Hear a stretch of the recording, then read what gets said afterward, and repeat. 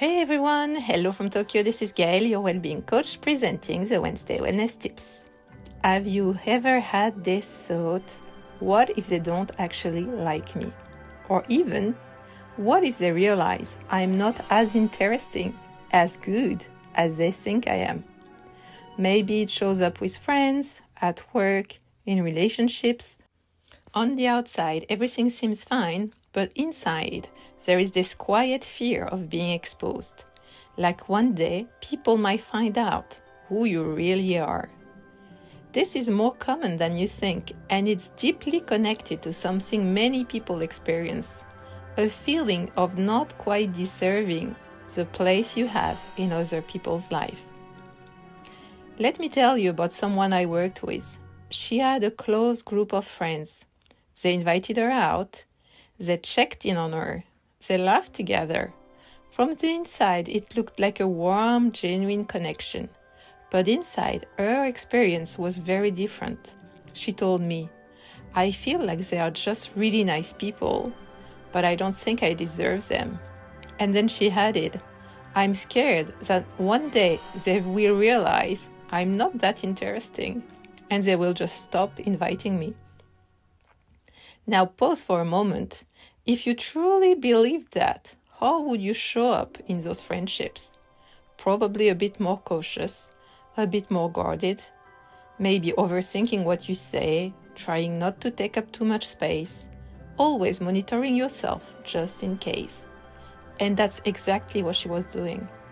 Without realizing it, she wasn't fully present. She was performing, adapting, filtering, trying to maintain a version of herself that felt acceptable.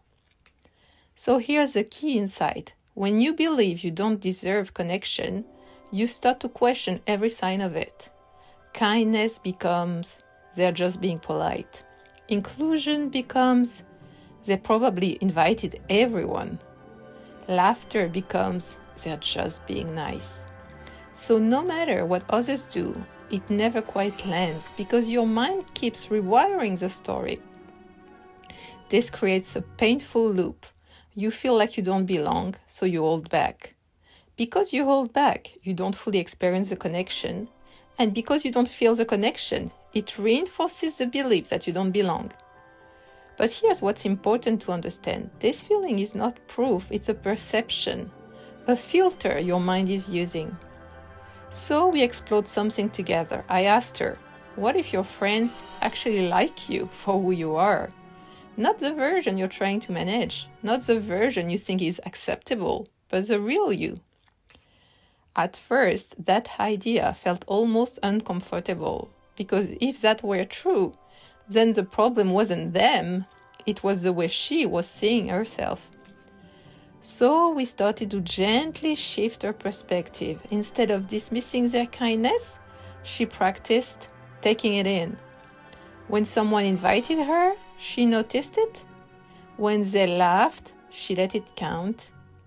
And when they showed care, she didn't explain it away. And something slowly changed. She started to feel more at ease, more present, more herself. Because here's the truth. Belonging doesn't come from proving your worth. It comes from allowing yourself to be seen. And yes, that's vulnerable. Because it means you're no longer hiding behind a safe version of yourself. But it's also what makes real connection possible.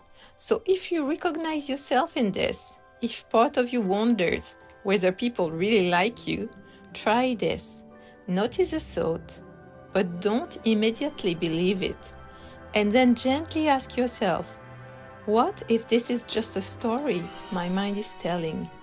What evidence do I have that people actually do show up for me? And most importantly, what would change if you allowed that to be true? Because the fear of being exposed often comes from hiding parts of yourself that were never a problem to begin with. You don't have to earn your place in every moment. Sometimes you are already welcome.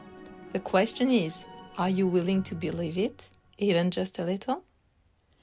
If this video was useful, please remember to like, subscribe, and share it with your friends. I'll see you next week, and in the meantime, remember to be your favorite self. Bye!